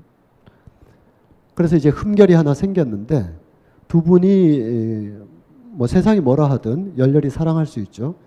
그래서 오스트리아 비엔나의 아주 은성한 숲에서 자살했어요, 둘이서. 그래서 물려줘야 되는데 물려줄 황태자가 없어져 버린 거죠. 그래서 16시간씩 근무하던 이 프란츠 요세프 2세인가, 이 사람 계속 황제를 했어요. 하다가 나중 일이지만 자기 동생, 나이 차이가 꽤 있는 동생한테 너가 황태자로서 역할을 하고 나중에 물려주는 걸로. 이 사람이 1914년에 어느 봄날인가 여름날에 세르비아라는 도시에 이제 얘네 군소 나라들, 이 큰 오스트리아 헝가리 이중제국 밑에 있던 작은 나라들 있죠. 그 나라 중에 하나가 자꾸 독립운동 하려고 그러니까 그걸 순방하면서 좀 누르려고 갔다가 총격에 또 수류탄, 마차 해서 죽으면서 1차 세계대전이 일어나잖아요. 그래서 이 황제는 이걸 물려줄 기회를 못 받게 되는데 하여튼 이 오스트리아 비엔나를 통치했던 이 황제가 오토 바그너라는 건축가에게 강력한 명령을 내려서 비엔나라는 도시를 완전히 뜯어 고쳐라. 이게 조금이라도 중세적이고 조금이라도 어제의 비엔나를 보여준다 싶은 것은 다 철거해도 돼. 물론 왕궁만 빼고 막 성당 이런 거 말고 쭉 철거해 가면서 철거를 하다 보니까 비엔나가 원형으로 오래된 성곽부터 철거를 하게 되는 거예요. 성곽을 철거해야 파리가 그랬고 비엔나도 그랬듯이 19세기 말 근대 도시는 이 성곽이 도시 발달 확장에 장애가 되거든요. 그러니까 이거부터 쭉 없애니까 비엔나라는 도시의 원형으로 이게 공터가 쭉 이어지게 되겠죠. 그래서 여기다가 신축 건물을 짓기 시작하는 거예요. 그래서 이거를 뭐라 그러냐면 링슈트라세라고 부릅니다. 그래서 비엔나에 가면 링슈트라세를 빙글빙글 도는 관광버스들이죠. 그거 타고 이렇게 돌면서 저 건물이 저때 저 건물이 저때라고 얘기하는 링슈트라세 한 바퀴 돈다라는 거예요. 그 밖에도 많은 걸 했지만 어쨌든 그런 걸 했어요. 그 대표적인 건물이 우체국 보험은행인데 우체국 기능도 하고 보험 기능도 한다 이렇다기보다는 이 단어가 포스트 또 보험 인슈런스 이런 단어들이 독일어로 표현이 돼서 그렇지 사실은 중앙은행이라는 뜻입니다. 한국은행, 비엔나 은행 같이 우체국과 보험과 금융을 국가가 제국이 통과를 하던 비엔나 한복판에 있는 그 건물이 이렇게 새로 지어진 거예요. 지금은 괴상망측한 건물, DDP 같은 건물도 막 들어서는 시대니까 적어도 한 140년 전에, 120년 전의 상상으로 돌아간다면 상당히 그 당시에 고전주의적인 어떤 작품들 또는 오래된 왕궁들, 성당들이 있는 곳에 이와 같은 건물이 들어서 있는 거죠.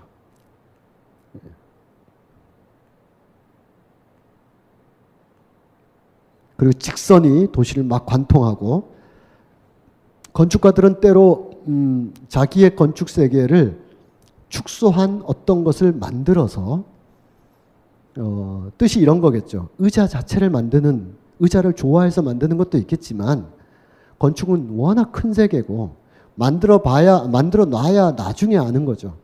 짧으면 2년, 길면 10년씩 걸리는 건데 만약 사람들이 이런 질문을 했다 치면 당신의 건축의 개념은 뭐냐? 시각적으로 한순간에 알려다오.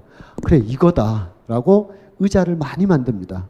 그 DDP를 만들었던 자하 하디드도 쳐보시면 자하 하디드 체어라고 치면 쇼파나 의자들이 굉장히 많아요. 잘 아시는 여러분들 너무 잘 아시는 르꼬르비지에 같은 사람들도 의자를 만들어요. 미스 반돌로의 의자 같은 경우는 이 건축가들이 심심해서 의자도 만든다라기보다는 자기의 미적 세계를 가장 크게 표현하는 것이 거대한 스케일의 건물이라면 가장 작게 표현한 것이 의자가 아주 특징적이기 때문에 의자를 이렇게 많이 만들었습니다.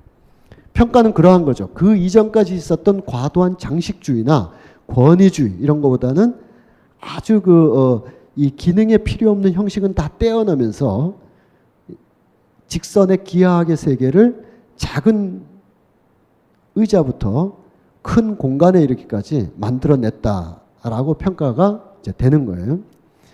그런데 이 건축가가 한 명이 더 나옵니다. 왼쪽이 실물 사진이고 오른쪽은 동료였던 표현주의 화가 코코슈카라는 사람이 그려준 건축가가 있는데 아돌프 로스라는 사람입니다. 이 사람은 직계제자라기보다는 전체적으로 오토 바그너가 워낙 영향력이 비엔나를 쫙 하던 사람이었어요. 그 밑에서 영향을 받으면서 컸다고 한다면 제자라고 하겠죠. 우리가 법정 스님의 제자를 자처하고 이러긴 어렵지만 불교도로서 그 에세이나 어떤 말씀을 여러 번 새긴다 그러면 직접 가르치지 않아도 그 길을 가고 있다라고 봐야 되니까 이 사람도 그런 맥락이었는데 미국을 갔다 오게 돼요. 미국을 가서 시카고라는 도시를 보고 와서 오토 바그너의 건축도 낡았다라고 생각을 하게 됩니다. 그래서 이 사람은 지금 이런 건물은 최근에 들어선 거고요. 100년 전에 이 건물을 하나 짓게 됩니다. 비엔나에 가면 그냥 투어 깃발 따라가면 저긴 안 가게 돼요. 저기까지 가게 되면 아마 항의 많이 할 거예요. 이게 뭔데 이 건물까지 오게 됐냐. 어떤 그것이 나쁘다는 게 아니라 빨리빨리 일정을 소화해야 되니까 쉔브론도 가야 되고 슈테판도 가야 되는데 저기까지 가게 되면 좀 그럴 수 있겠죠. 그러나 다른 컨셉을 가진다면 건축이나 미술이나 음악을 통해서 비엔나의 내면을 보고자 한다면 궁전만큼이나 소중한 장소가 이 커피하우스입니다. 커피하우스. 이렇게 생겼는데 오늘날의 무슨 대학로나 어딘가에 그냥 서 있을 법한 건물 하나가 서 있는 거예요. 그래서 우리가 지금 저게 뭐라고 하고 멀뚱하니 이렇게 보시는 이유가 늘 동네 다니면서 보는 건물이죠. 특히 밑에는 조금 그렇다 치더라도 저 위에 이런 데 이렇게 잘라놓고 보면 사마연립 203동 이런 거 같잖아요. 저게 뭐라고. 근데 그 당시는 안 그랬다는 거죠. 그 당시는 저런 건물이 전혀 없었고 하다못해 작은 민가도 신고전주의적인 장식이나 아르누보적인 장식이 있어야 되는 거예요. 뭔가 이렇게 물결 치고 물결이 심하게 치면 바르셀로나에 가면 그 가우디 아저씨가 그러고 있었는데 이 사람은 그런 거조차도 그리고 당연히 고전주의 혹은 신고전주의의 왕립 아카데미풍의 도시문화, 건축문화는 스스로가 배격하면서 말하자면 제식으로 말하자면 19세기까지는 인정. 그렇지만 20세기는 기능을 수반하지 않은 형식은 다 없애버려야 된다. 그리고 앞으로 그런 시대가 될 것이다. 라고 혼자서 짓기 시작한 거예요. 그러자 이게 또 묘한 장소성이 있는데 이걸 예를 들면 저 답심리나 녹본동에서 하고 있으면 그 주민들이 뭐 하는 거야 이러고 말 텐데 이거를 경복궁 앞에다 짓고 있었던 거죠. 그러니까 왕궁에서는 이게 다 왕궁 권역이란 말이에요. 왕궁 권역이 여기까지만 광화문 앞까지만 아니라 그 건너편에 바라보는 곳까지도 다 왕궁 권역인데 이상하게 조잡하고 이런 건물이 있어서 그 비엔나 경찰을 통해서 건축 중단을 시켰었어요. 뭔 이런 장식 없는 건물이 뭐냐.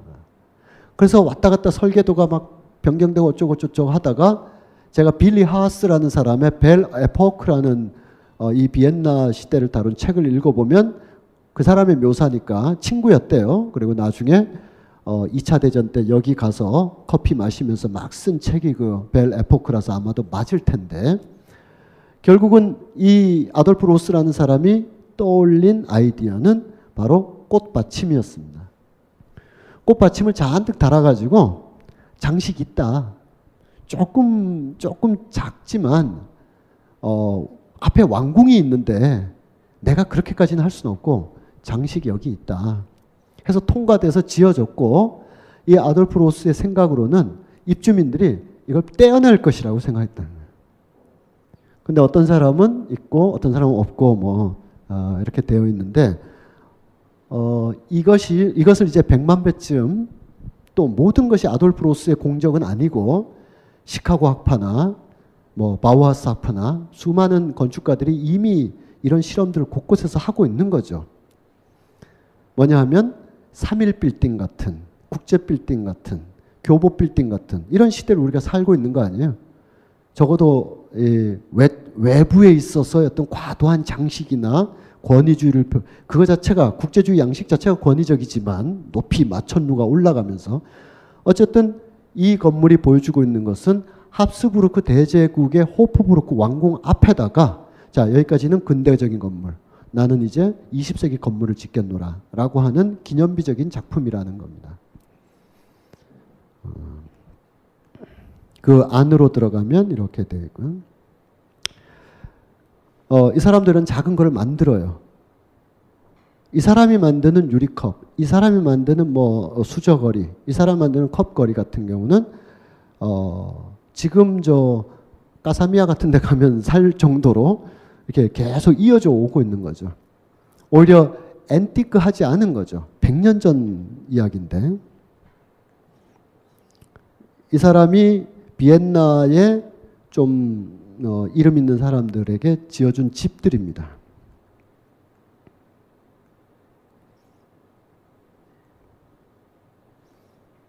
내부고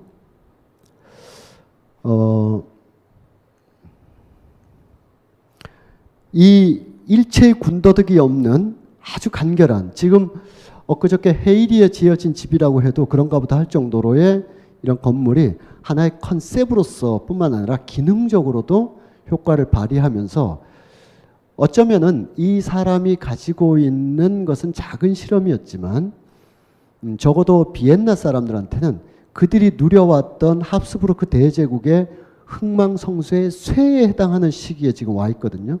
여기서 어떤 예술적인 모티베이션을 통해서 통과하려는 이 장벽, 이 터널을 통과하려는 힘과 그렇지 않고 사멸해가는 제국의 영화에 취해서 커피와 무도회와 이 당나라 시대의 허무적인 시를 읽으면서 아주 허무한 감정에 치우치고자 하는 이 두 감정, 양가 감정, 앰비밸런스 사이에서 비엔나 사람들은 한편으로 이것도 동경하고 이거 미래적이다. 그래서 한편으로는 까짓 것 마시고 죽자. 죽기 전에 마시자. 이런 어떤 양가 감정들이 1910년대 전후에 쫙 풍만해 있었다라는 거예요. 이 사람이 세상을 떠났을 때 친지들은 아돌프 로스는 일체의 장식을 불허했다. 그래서 묘비도 아까 보셨겠지만 그냥 돌공장에서 하나 그냥 가져오는 방식으로 딱 놨어요. 이 묘비와 전혀 다른 묘비를 하나 보여드리면 구스타프 클림트라는 사람의 묘비가 되겠습니다. 이 글씨부터 이제 클림트 자신의 쌓인 꽃들은 지금 시들 수도 있겠지만 지금 현재 사진은 마치 그림에서 나오듯이 이렇게 표현되어 있네요. 이 사람은 이 비인 분리파라고도 하고 아르누보로 하고 무슨 유겐트 스틸이라고 민hen에서 넘어온 영향이기도 하고 이 사람을 저를 여러 가지로 부를 수 있는 것처럼 여러분들 다 그렇듯이 이 클림트도 여러 관점에서 평가되고 불릴 수가 있는데 오늘의 관점에서는 그냥 러프하게 아르누보라고 한번 볼게요. 새로운 예술, 특히 시각, 공예, 디자인 분야에 있어서 기존의 신고주의를 벗어나는, 그러니까 두 가지가 벗어났네. 하나는 기하학적 추상으로 극단의 어떤 기능주의, 직선주의를 주장하는 건축가들의 흐름이 있는가 하면 이들이 있죠. 이 두 그룹, 두 흐름이 서로가 서로를 어느 정도 견제하면서 동시에 협력해서 합스부르크 대제국의 때를 벗겨내면서 현대로 가려고 도약했던 모습들이 바로 세 요소가 있는 거죠. 19세기까지 유지되었던 합스부르크 대제국의 많은 건축적 요소, 궁전, 성당 등등, 그리고 아르누보적인 요소, 그리고 기하학적인 이런 건축의 요소, 이 세 가지가 비엔나에 이렇게 두루두루 섞여 있어서 그 이후의 정치 현실로서의 비엔나와는 좀 무관하지만 유럽이라는 역사 혹은 오스트리아를 중심으로 한 중부 유럽의 역사를 보려면 비엔나의 19세기 말 20세기 초의 주요 건축 포인트를 보면 어떤 미학적 의견들이 충돌하면서 도시를 형성했는가를 볼 수가 있죠. 그러면 클림트를 본다면 클림트는 바로 이런 그림을 그렸던 사람입니다. 예술가들은 대개 고딕 시대나 고딕 후기 시대까지만 해도 성당의 벽화를 그리는 게 최고의 그 직업이었어요. 미술가에 한정해서 보면. 그들은 딴 일이 더 귀한 일이 있는데 붙잡혀와서 벽화를 그리는 게 아니라 당대 그 지역에서 최고 그림 잘 그리는 사람들이 벽화 그리러 가는 거예요. 벽화가 가장 신성하고 돈도 잘 되고 그랬습니다. 그런데 이게 르네상스기로 가면서 첨탑에 건물이 들어서고 스테인드 글라스의 작품들이 막 들어서면서 벽화 그릴 자리가 좀 부족해지는 거예요. 유리 세공자들이 훨씬 더 일이 많아지고 이들은 그러면 너 다 없어져서 사라졌느냐? 그게 아니고 피렌체나 밀라노를 중심으로 해서 무역을 통해서 도시를 지배하게 된 신흥 부호들, 상인들이 베네치아, 피렌체, 밀라노에 막 성장해요. 그들로 가서 그 동네 조합, 길드를 구성해요. 그럼 이 상인들이 집을 짓는다든지 도시에 축제를 한다든지 할 때 그 조합에 전화를 해가지고 야, 몇 명 와서 새로 지어. 그럼 그걸 하는 게 이들이 먹고 사는 거였는데 그 당시에 미대 교수가 있었고 아주 독립적인 예술가가 있는데 그들 대신 얘네들은 직공으로 그런데 불려다녔다. 이게 전혀 아니고요. 이런 사람이 없는 거죠. 이런 사람은 근대에 나타나는 거고 그 당시 최고 그림 잘 그리는 사람들이 거기에 있는 거죠. 오늘로 치면 독립예술가인 것이고 그러다가 17, 18세기에는 왕립 아카데미라는 것이 세워지게 됩니다. 절대주의 왕정기에 왕이 국산사자 은미실에 걸쳐서 학자들, 예술가들을 다 왕궁 아래에 두는 거예요. 아카데미에. 거기서 뭐 꼭 왕을 위한 그림이나 음악만이 아니라 국가 전체 지식을 발전시키는데 여기에 소속되는 게 이젠 최고의 자리가 되죠. 오늘날은 뭐예요? 대학 교수가 되거나 독립예술가로서 활동하는데 먹고 사는데 큰 어려움이 없는 이러면 이제 성공했다. 세속적으로 성공했다 할 수 있겠는데 세속적으로만 그 왕립 아카데미에 다들 들어가는 게 뛰어난 미술가들의 그 과정이었어요. 밀레 같은 사람도 그랬고 그 왕립 아카데미를 박차고 나와서 우린 이 틀에 빠진 거 안 그려라고 하면서 프랑스의 인상파 막 나오고 그랬는데 그로부터 몇 년 후에 오스트리아 비엔나에 국립극장이 있었는데 이걸 철거하게 됐어요. 철거하게 되면서 철거하는 이 마지막 다음 날부터 만약에 철거 작업을 한다면 이걸 남기기 위해서 그림을 그리라고 왕립 아카데미에서 그림 제일 잘 그리네 너가 그려 했겠죠. 그래서 클림트가 이렇게 그리기 시작한 겁니다. 이걸 그려 여러분들 그냥 쉽게 봐도 우리가 클림트 이와 같은 묘비석을 가지고 있는 사람이 그렸다라고 보기에는 굉장히 좀 올드한 면모를 가지고 있죠. 게다가 여기 앉아있는 이런 많은 사람들은 나중에 이 그림을 보고 클림트한테 다 화를 냈다고 합니다. 자기가 이런 데 있을 애가 아닌데 왜 여기 안 앉혀놓고 뒤에다 뭉개놨냐.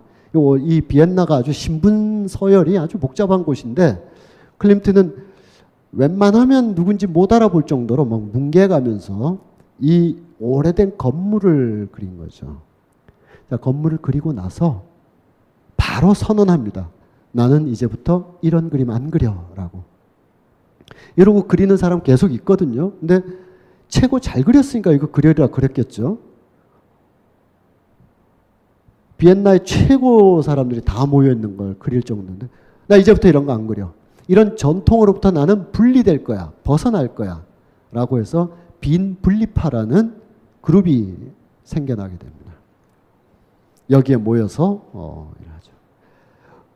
이들은 이제 이 개인 왕, 인격으로서의 왕 말고 제도로서의 왕, 왕립 아카데미로서의 왕정문화로부터 분리되는 것이죠. 왕을 싫어해서가 아니라. 왕도 야 우리 너무 캐캐묵었어. 왕정문화라는 거, 궁정문화라는 거, 왕립 아카데미라는 거 너무 굳어 있어. 좀 젊은 예술가를 좀 치고 나가야지. 그런다고 나를 암살하러 온다는 얘기는 아니니까. 그래서 얘네들이 뛰쳐나갈 때 왕이 건물 지어줘라 하고 지어준 건물입니다. 빈 분리파 건물로 역시 또 오토 바그너와 많은 작업을 했던 올브리히라는 건축가의 이름. 아마 여기 있는 글은 굉장히 유명한 빈 분리파의 선언인데 새로운 형식은 당대의 정신을 담아서 새롭게 뭐 그런 뜻을 가지고 있습니다. 이렇게. 새로운 예술 형식과 새로운 시대 정신 그것의 결합을 보여주고 있죠. 다 남아있는 건물이에요. 사생활에 대해서는 패스하고 왜 하루 종일 집에서 토가를 입고 살았다 그랬는데 대표적인 작품이죠.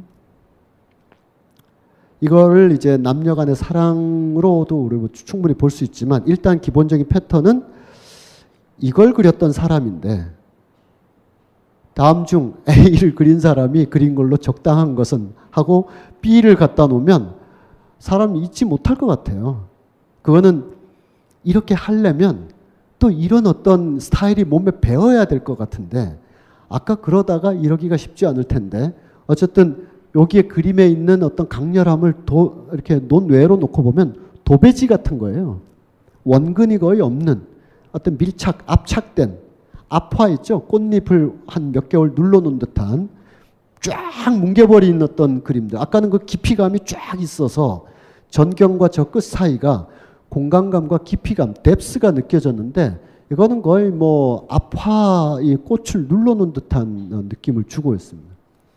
형식적으로도 그렇고 강렬한 옐로우, 골드 아무나 쓰면 안 된다고 그 당시에도 그랬는데 뭐 하여튼 골드를 막 쓰고 있고 또 남녀의 이렇게 애틋한 한 순간인데 이거를 이해하려면 단지 이 사람들이 누군지 구스타프 클림트는 이들과 어떤 인연인지 이런 거는 뭐 알면 좋고 몰라도 아무 상관없는 거고요. 더 중요한 건 세기 말 세기 초에 비엔나 사람들이 이런 에로티시즘을 통해서 느껴보자고 했던 실질적 감정이 뭐냐.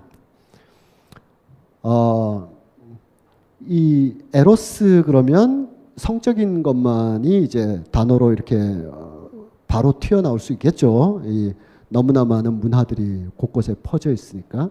그러나 기본적인 것은 삶에 대한 생명적인 충동을 말하는 거죠. 그것이 물론 성적인 것을 통해서 표현이 되겠지만 어쨌든 뭘 해보자 하는 거, 뭐 살아보자 하는 거, 뭐 가만히 있지 말고 좀 일어나가지고 한번 나가서 뭐라도 해보자. 뭐 이런 신체적인 활동력뿐만 아니라 정신적인 고양 상태 이런 것이 다 포괄돼서 말하자면 삶의 에너지, 생명적인 에너지를 에로스라고 할 수가 있겠죠. 그 반대되는 말 다 아시죠? 타나토스라고 해서 뭐 그런다고 뭐 밥이 나와 쌀이 나와 이런 거 있잖아요. 아 됐어 뭐 나 가만히 있을래 뭐부터 하는 네거티브한 감정. 근데 둘 다 에너지를 쓰는 거예요. 자 일어나 그래서 일어나는 사람이 에너지를 쓴 게 아니라 일어나 그랬는데도 일어나지 않으려고 애를 쓰고 있는 학생도 있을 수 있어요. 굉장한 에너지를 쓰고 있는 거예요. 딴 데 본다든지 고개 숙인다든지. 우리가 집에서 애들하고 늘 겪잖아요. 공부 안 해? 그러면 탁 딴 데 보고 있을 때 얘가 가만히 있는 게 아니라 엄청난 에너지를 쓰는 거죠. 그러니까 타나토스는 에너지를 안 쓰는 게 아니라 부정의 힘을 쓰는 거예요. 죽음의 힘, 부정의 힘, 허무적인 힘, 안 하려는 힘을 쓰고 있는 것이고 에로스는 긍정의 힘, 생명의 힘을 쓰는 거예요. 양쪽 다 힘이 있는 것이 힘을 쓰고 안 쓰고가 아니라 이것이 이분법이 아니라 하나의 행동에 동시적으로 내포되어 있다. 이게 이 무렵에 와서 서서히 철학적으로나 심리학적으로 특히 프로이트의 심리학에 의해서 서서히 나온 거예요. 말하자면 이런 거예요. 약간 범속하게 얘기하면 조울증이라고 하면 조증을 겪다가 멈춰서서 이제 우울증 해볼까 하고 우울증을 하는 게 아니라 조증을 겪는 동안 우울증이 밑에서 작동을 하고 있는 거예요. 그래서 조증이 우울증을 누르고 있는 거예요. 같이 작동하고 있는 거예요. 우울증을 겪고 있을 때 조증이 막 그 안에서 이렇게 움직이는 것이지 오늘 조증을 느꼈으면 월요일은 조증으로 하고 활기차게 화요일은 우울증으로 간다. 이게 아니라 동시에 작동한다. 플러스 마이너스가 동시에 마치 자석처럼 작동한다. 에로스와 타나토스가 동시에 결합되어 있다. 삶과 죽음이 동시적으로 일어난다. 함께 있고자 하나 그냥 영원히 결별해도 상관없다는 정도의 파격적인 사랑입니다. 오늘 밤 같이 있지만 내일 밤 헤어져도 더 이상 원이 없거나 아니면 오늘 밤 이토록 같이 있기 위해서 여기서 그냥 죽어버린 게 차라리 낫겠다라고 극단까지 생각하고 있거나가 동시에 막 발생한다는 거예요. 막 좋았다가 우리 좀 생각해 보자. 그냥 우리 죽을래? 이런 게 아니라 막 좋을 때도 죽고 싶다는 거예요. 막 죽고 싶은 여기서 꼭 생명의 죽음만이 아니라 어떤 부정적인 막 죽고 싶은 포기하고 싶은 그만두고 싶은 건데도 이러면 안 되지라는 어떤 것이 막 어디선가 또 올라오는 동시 패션이다라는 거예요. 그 전까지의 많은 이론까지는 아니지만 가설들이나 얘기들은 이게 이렇게 완만하게 하면 그 다음에 이렇게 올라오는 이렇게 봤는데 동시적인 그래서 구스타프 클림트의 그림 중에 대표적인 그림이 있죠. 아유 너무 많이 갔네. 막 가서 빨리 보고 다시 이만큼을 돌아와야 되는데 큰일 났네. 너무 많이 갔네. 네. 토드, 레벤 죽음과 삶과 죽음이 동시에 발생하고 있는 거예요. 말러가 죽어가던 1911년에 삶이 건사되고 있어요. 한 가족이라고 해도 좋고 한 사람의 서로 다른 모습일 수도 있고 막 엉켜 있어요. 이렇게 살아가는데도 쉽지 않죠. 이거를 큰 어떤 정치적인 경랑 속에서 비엔나 사람들은 조금 느끼고 있었어요. 우리가 제국이 멸망하고 있구나. 제국이 멸망하는 게 개인 나와 무관할 수도 있죠.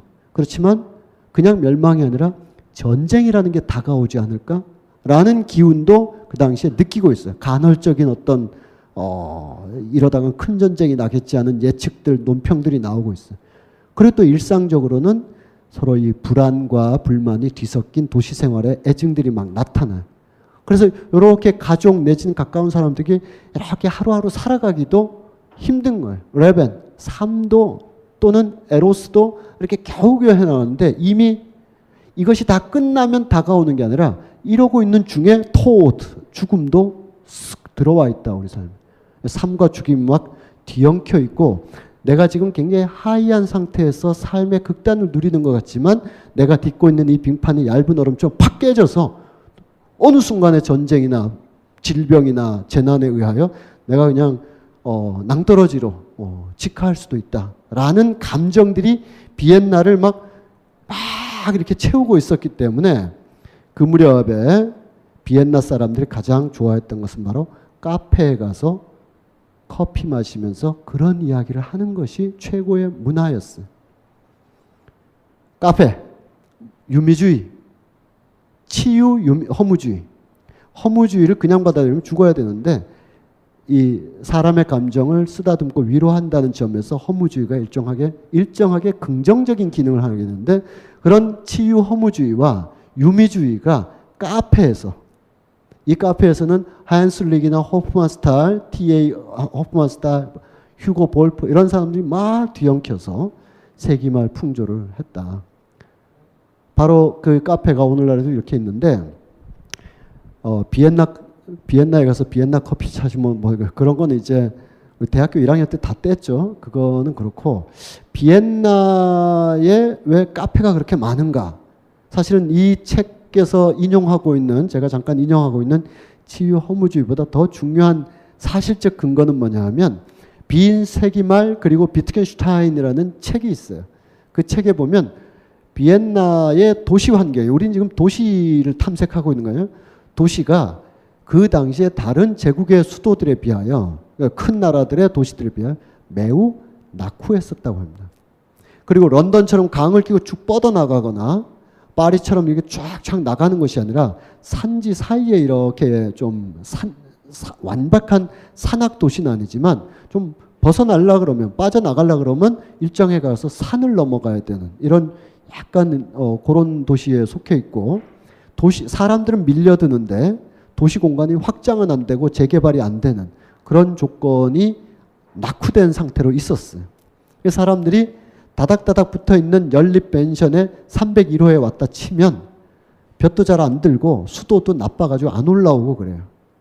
그래서 얼마 정도만 내면 우리 돈으로 한 5천 원 정도 내면 적어도 몇 시간 동안 신문도 읽고 우리 돈으로 한 5천 원 정도 내면 가서 신문도 읽고 커피도 마시고 물 좀 리필해 주세요 해가지고 하루 종일 앉아 있을 수 있는 곳이 이제 있는 거죠. 제가 요즘 그렇게 하고 있는데 제 학교가 굉장히 멀어요. 일산에서 굉장히 멀어서 방학 때는 자주 못 가는데 그러니까 집에서 있기 그러잖아요. 찾아보니까 무슨 카페 같은 데가 있더라고요. 근데 막 커피 내리는 소리, 주문한 소리, 뭐 시끄럽고 그런데 더 찾아보니까 스터디 카페라는 게 있더라고요. 스터디 카페는 시설은 우리 자주 가는 뭐 엔젤리너스나 스타벅스처럼 해놨대. 분위기는 도서관처럼 해놔가지고 요금도 뭐 싸고 그렇게 그리고 하루 종일 이용할 수 있고 일주일에 2번씩 갑니다. 근데 그건 딴 얘기고 갑자기 뭐 시끄러운 소리가 들려서 우리 비엔나가 뭐 카페 문화 뭐 오래된 수백 년 동안 뭐 카페가 형성돼서 그게 아니라 이 칙칙하고 어두운 곳에 있는 사람들이 좀 몇 시간이나마 물 좀 마시고 거기에 개인이 구독할 수 없으니까 신문도 막 있잖아요. 우리 그 커피숍에 가면 있잖아요. 막 그런 거 이렇게 꺼내서 읽고 볼 수 있고 거기서 세상 소식도 듣고 할 수 있는 그런 곳이라서 이제 카페 문화가 발전했었죠.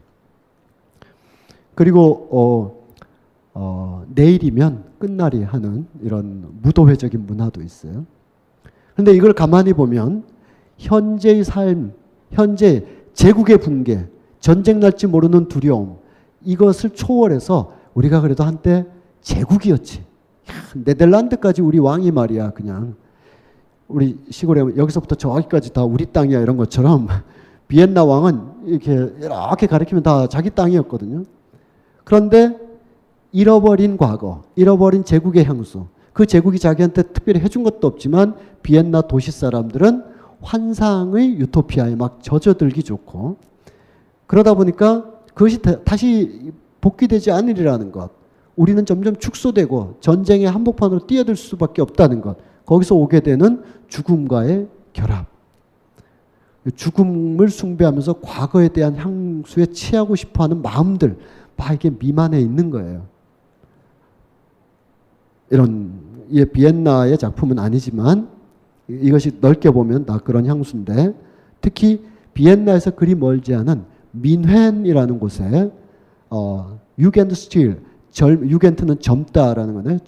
젊은이들의 어떤 새로운 세대라고 하겠죠. 연령이 젊다는 뜻이 아니라 새로운 정신이나 미학을 가진 유겐트스틸 스타일이 이제 등장하죠. 그것을 주도했던 프란츠 폰 슈투그라는 사람의 그림을 보면 세기 말 세기 초에 비엔나, 민헨 이런 지역의 이런 도시들의 예술가들의 자의식이 아니라 그 도시가 품고 있었던 시대적인 공기가 무엇인지 알 수가 있습니다. 강렬한 표현들, 기존의 성서 속에 있었던 여성 캐릭터에 대한 전복적인 해석, 오히려 이런 시너레이디, 죄 많은 여인들의 죄 씻음의 행위가 오히려 강건하고 아름답고 혹은 적어도 남성 주류의 비엔나나 민헨을 칼로 베는 듯한, 내가 잘못한 게 뭐 있어? 사과 줬더니 네 먹었는데 내가 그 저 창세 때부터 지금까지 악녀로 지탄받고 있는데 내가 정말 잘못했나? 라고 하는, 이것이 무슨 여성주의적인 혹은 여성에 대한 제 평가나 제 모습이 아니라 다 남자애들이 그린 거죠. 남자들이 새로운 여성상을 만드는 거죠. 파무 파탈이나 악녀에 대한 제 해석을 하면서. 여기 이렇게 보시면 뱀이라는 거를 이렇게 알 수가 있는데, 그러니까 이런 것은 기존에 나오지 않았던 도상이 왜 이렇게 나오냐 하면 이것이 아담, 이브 이런 얘기를 그리고 있는 게 아니라 지금 자기들이 발딛고 있는 비엔나나 민헨의 어떤 붕괴 조짐에 관한 대타적인, 타자적인 시선으로 그걸 막 이렇게 강하게 느끼고 표현하는 거라고 할 수가 있겠습니다. 불길한 기운들, 죽음의 힘들, 이건 이제 살인자들이 복수를 하기 위해서 지금 이 살인자를 복수하려는 사람들이고, 이 스핑크스에 대한 묘사도 우리가 알고 있는 이집트나 또는 신화에 재현된 스핑크스와는 완전히 다른 이러한 어떤 죽음에 대해서 속수무책이고 무기력하며 오히려 이런 환상적인 좀, 환상이라는 게 와 죽인다 이런 뜻이 아니라 환영, 일루전으로서의 죽음을 취하고 있는, 받아들이고 있는, 적어도 어둠 속 저녁 무렵 어느 외진 곳에서의 사랑, 이런 것이 이제 비엔나와 이런 풍경이 되겠습니다. 여기에 이제 말러가 등장하는 거죠. 한 5분 동안 쉴 텐데 말러의 너무 막 비참하고 이런 음악보다 죽음과 삶이 어쩌면 동반하여 막 흔들리고 있는 게 아닐까. 그래서 말러의 작품은 계열적이지 않고 동시다발적이다라고 할 수가 있겠는데, 계열적이란 건 뭐냐 하면 어떻게 묘사할까요? 밝은 선율, 밝은 분위기가 쫙 펼쳐지다가 잦아들고 빠바바바바 하면서 이렇게 전개되느냐, 이게 계열적이죠. 그래서 어떤 감정을 묘사했고 이제 이런 감정이 묘사되나 보다라고 할 수 있는데, 아까 그랬잖아요. 조울 혹은 에로스타나스가 동시적으로 비벼져 있다라고 말러는 생각해서 밝고 어둠이 동시에 나타나는 거예요. 그래서 떠받치고 있는 화성이 불안하거나 끌고 가고 있는 화성은 안정적인데 끌고 가고 있는 멜로디가 불협화음으로 미끄러지고 있거나 해서 이게 분명히 어떻게 들으면 무도회의 아름다운 춤곡인데 춤추다 한 명씩 죽을 것 같은 그런 이상한 기운을 엿보이게 한다는 거죠.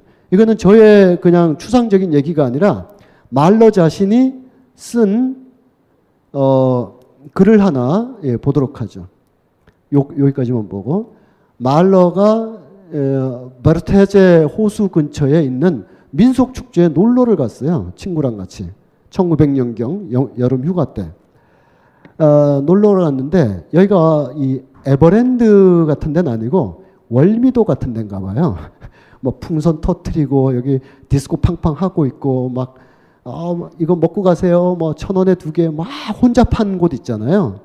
에버랜드도 혼잡하다면 또 천박하자면 그렇게 천박한 것도 없지만 어쨌든 깔끔한 곳이 아니라 막 장터 같은 데를 간 거예요.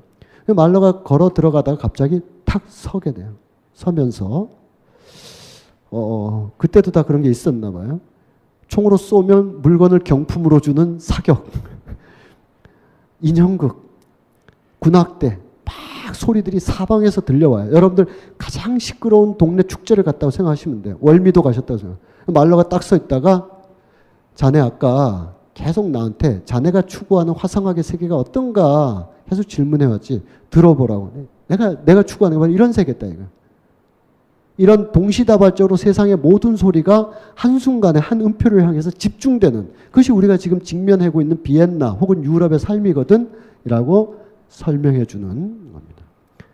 그러다 보니까 이런 식의 작품을 하게 돼요.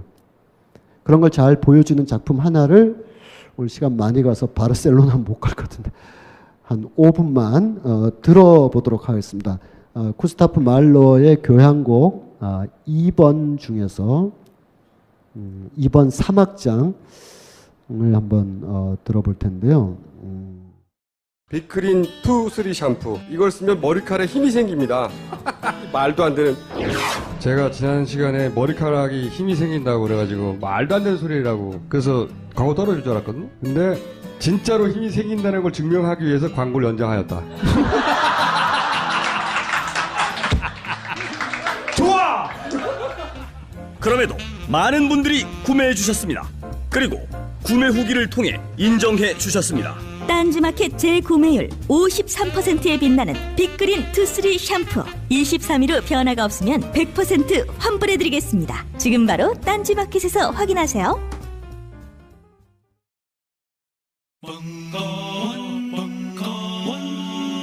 벙커원 라디오